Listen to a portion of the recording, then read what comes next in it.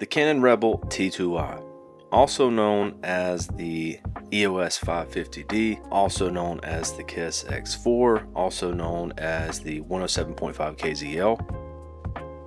I'm just kidding, I made up that last one.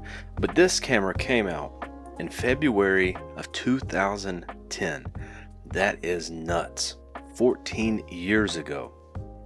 It was known as the KISS X4 in Japan and the Rebel T2i in the Americas. It was part of Canon's entry to mid-level DSLR camera series, and it remained in Canon's lineup until 2012 with the announcement of the T4i. The T2i has an 18 megapixel CMOS sensor. You've got 1080p HD video at 24 frames per second and 30 frames per second. And then in 720 you can get up to 60 frames per second. This camera was kind of a big deal because it included a 3.5mm microphone jack for external microphones or recorders. This camera includes the Digic 4 image processor as well as a 3-inch LCD screen on the back. But this camera featured a live view mode, built-in flash, a really good 63 zone evaluative metering system, and for photography you could get your ISO all the way up to 12,800, and if you're shooting JPEG you could get about 4 frames per second. Weighs about 1.5 pounds and uses the LPE8 battery, which are crazy cheap now. The T2i featured the ability to load your own picture profiles on it using the EOS utility, and all EF and EFS lenses fit and work on this thing. So is the Canon T2i still relevant in 2024? Is this a good camera for somebody who's just starting out? As a person who really enjoys shooting with old Canon cameras, I want to cover that in this video. I want to talk about what it's like to shoot video with the Canon T2i and if you could still use it as a YouTube camera practically, not just, like I like to do and use old cameras sometimes.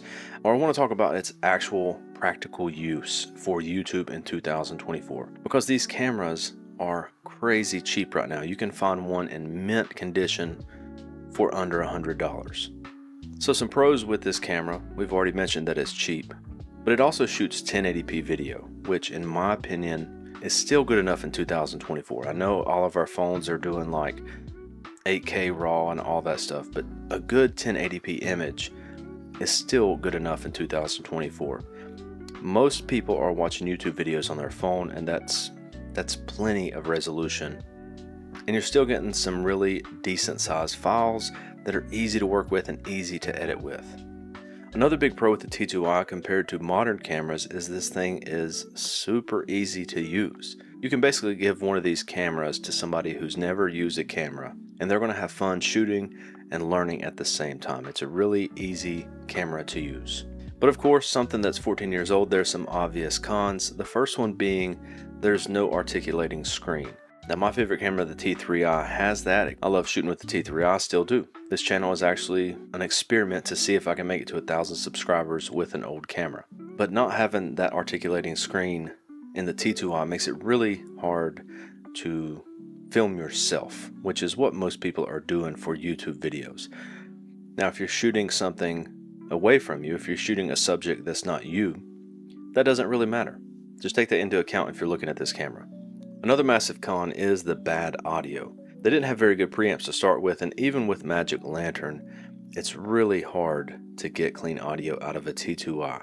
Personally, I would suggest just using the T2i audio as scratch audio and getting a recorder if you're planning on filming with one of these.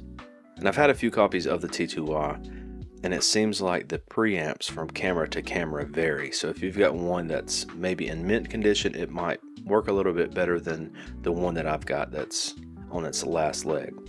And the third big con is the HDMI output. You can't get good HDMI output if you're using a monitor. It compresses the image and it just makes it harder to use a monitor. It's just not enjoyable with the HDMI out. Now in Canon cameras, that's honestly an issue with a lot of their cameras, but with the absence of a articulating screen, you're going to need to use a monitor if you're filming yourself, and the image compression with the HDMI out is a pain. But would I recommend this camera to somebody who's just starting out? Honestly, no. The T2i is going to be for somebody like me who just likes shooting with old cameras, and unless you're getting this camera to film away from yourself, if you're just starting out, this is going to be a little too difficult to use compared to something like your phone. But it is a good way to get into recording with a camera if you're filming away from yourself. They're super cheap. The lenses that you're going to be buying for the T2i are going to work all the way up to the 90D or the 5D or the SL3. So it might be a good start for somebody who is maybe taking an art class or who is just wanting to learn photography and video. But in my opinion, I would probably just hold out and get a T3i, which is a far superior camera. But let me know what you guys think about the Canon T2i down in the comment section. Hope you guys enjoyed this video.